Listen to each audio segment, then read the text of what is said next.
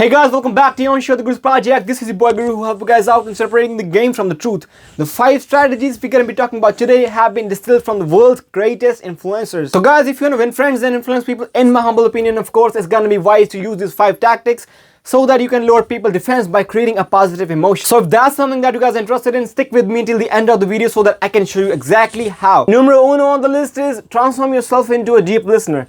Now guys, this has been something that I have been working on myself from almost 2 years. Us as humans, we are more interested in our own thoughts, in our own experiences, and in our own feelings. And that is the number one reason, my friend, why we are not able to give the other person our full attention. Now, I'm not gonna stand here and say something like, hey guys, please talk less and listen more because we got 2 ears and 1 mouth for a reason. No fucking shit, guys. Nothing's gonna change if you're not motivated enough to change the dynamic of your own internal monologue. I mean, just think of it this way. Every other person that you meet in your life is like an unread book full of surprises. And this reminds me of a very famous quote from Ralph Waldo Emerson. In my walks, every man I meet is my superior in some way. And in that, I must learn from him. Now, this doesn't mean that if you're having conversation with somebody, you start questioning him or her like it's some sort of a job interview. But what you gotta do is pay close attention to the non-verbal cues. And if you got nothing to talk about, just don't worry. Just give them a simple compliment about whatever they're wearing. Try talking to them about their work, about their family, about their childhood. Trust me, it's gonna pay off every single time. Number 2 on the list is confirm their self-opinion. One thing that the 90% of the human population that's living on this planet have in common is that we all have high self-opinion. Back in the day, people were less aware, man, because the technology was not that developed and the messages used to take a lot longer than it takes today. One thing you gotta keep in mind, man, is that you're not bullshitting no one. The bullshit senses of people these days are very in tune, so there's no chance of manipulation. People must choose whatever you want them to do, or at least they should have an experience that they have a choice. The more deeply that you can create this expression, the greater are your chances of success. Your attempt of influence must follow a simple logic. How can you get the other person to perceive the favor that you want to ask as something that they already desire? Frame it as something that's pleasurable, that's a rare opportunity, and that the other person might have done no matter what. Number 3 on the list is use your intelligence. When you disagree with somebody, you're imposing an opposite opinion, which means that you're better than them and you have thought through things more rationally. For a fact, every time you do this, people will get more timid and they will attach to their opinion even more, and that is something that I know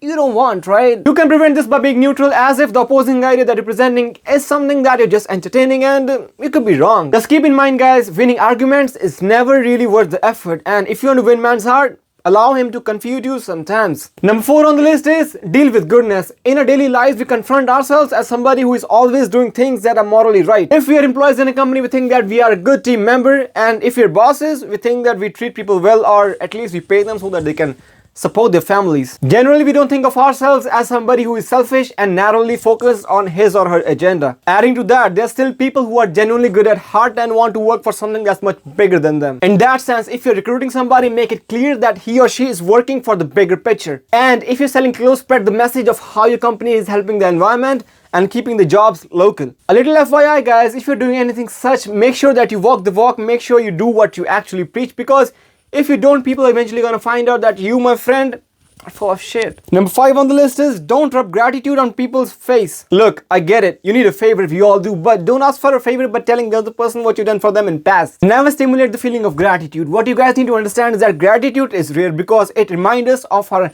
helplessness and dependency on others. Instead, remind them of the good things that they've done for you in past. And once you remind them this, they will do you another good because they want to live up to that image. That's it, guys. I'll see you guys next week. Until then, keep in mind, every day above ground is a good day.